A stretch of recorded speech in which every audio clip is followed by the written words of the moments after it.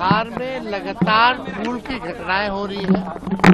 लगभग जो है 1 दर्जन से ज्यादा जो है पुलें गिर चुकी हैं।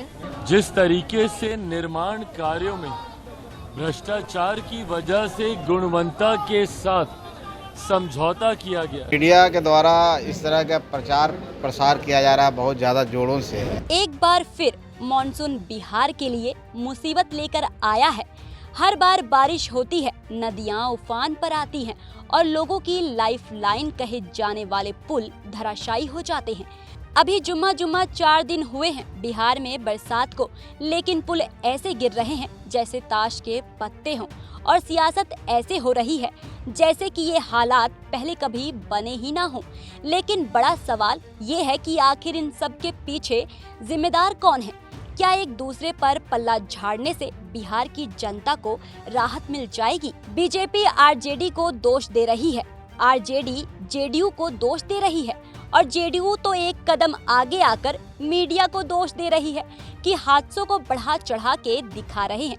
यानी हर पुल हादसों से हर सियासी दल अपना अपना पल्ला झाड़ रहा है और दोष दूसरों पर डाले जा रहा है। बिहार के पूर्व डिप्टी सीएम और आरजेडी नेता तेजस्वी यादव ने नीतीश सरकार को घेरते हुए कहा कि हम तो 18 महीने सरकार में थे, तब तो प्लानिंग ही चल रही थी। सारी जिम्मेदारी 17 साल से सरकार चला रहे नीतीश की है। हम तो केवल 18 महीने रहे और 18 महीने जब हम मंत्री रहे तो विभाग के पास तो पैसा ही नहीं था। 6 से 8 महीने तो विभाग में पैसा लाने में लगा और अब तक तो हम लोगों ने केवल पुल ही सैंक्शन किए थे और जो हम लोगों के कार्यकाल का जो 18 महीने तो अब बनना शुरू हुआ ही होगा या टेंडर की प्रक्रिया में होगी। लेकिन 18 महीने के अलावा 17 साल तक 18 साल तक जनता दल यूनाइटेड के पास ग्रामीण कार्य विभाग रहा और ये सारे पुलें वही हैं जो गिर रही हैं, जो कि जनता दल यूनाइटेड के टाइम का है। देखो गजब खेल है ये डबल इंजन सरकार का। एक भ्रष्टाचार में एक इंजन लगा हुआ है और एक इंजन अपराध में लगा हुआ है। यही डबल इंजन की सरकार है। तेजस्वी ने भ्रष्टाचार का जो मुद्दा उठाया उसे मोदी कैबिनेट के मंत्री चिराग पासवान ने भी माना और कहा कि पुल के निर्माण कार्यों में भ्रष्टाचार की वजह से गुणवत्ता में समझौता किया गया है। जिस तरीके से निर्माण कार्यों में भ्रष्टाचार की वजह से गुणवत्ता के साथ समझौता किया गया, इसको कतई बर्दाश्त नहीं किया जाएगा। मैं प्रशासन के भी संपर्क में हूं, राज्य सरकार के भी, और इस बात को आने वाले दिनों में सुनिश्चित किया जाएगा कि भविष्य में कभी ऐसी घटना दोबारा ना घटे। तेजस्वी और चिराग ने पुल हादसों के लिए भ्रष्टाचार को तो जिम्मेदार बता दिया है, लेकिन ये भ्रष्टाचार किसने किया, इसे लेकर एक दूसरे पर आरोप प्रत्यारोप का खेल कर रहे हैं। अब जरा नीतीश सरकार के मंत्री का बयान सुनिए। इन्होंने तो बाकी सियासी दलों के बयान से हटकर एक अजीबोगरीब ही बयान दे दिया, जिसे सुनकर आपका दिमाग भी शायद चकरा जाए। सुनिए नीतीश के मंत्री ने क्या कहा।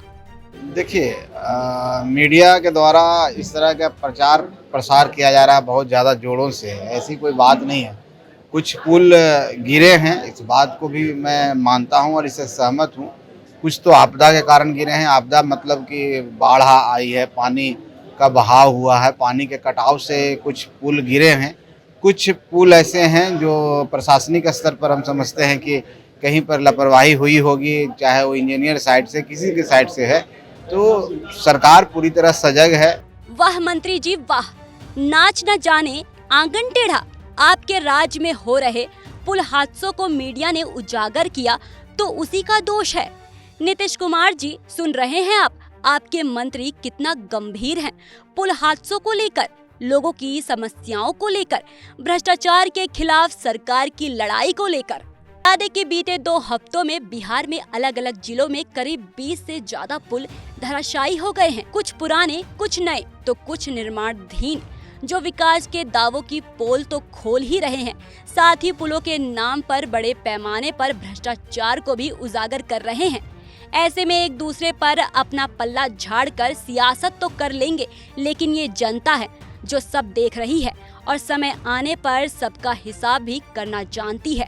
बिहार में एक के बाद एक हो रहे पुल हादसों को लेकर आपकी क्या प्रतिक्रिया है, हमें जरूर बताएं और देश दुनिया की तमाम खबरों के लिए देखते रहिए ABP लाइव।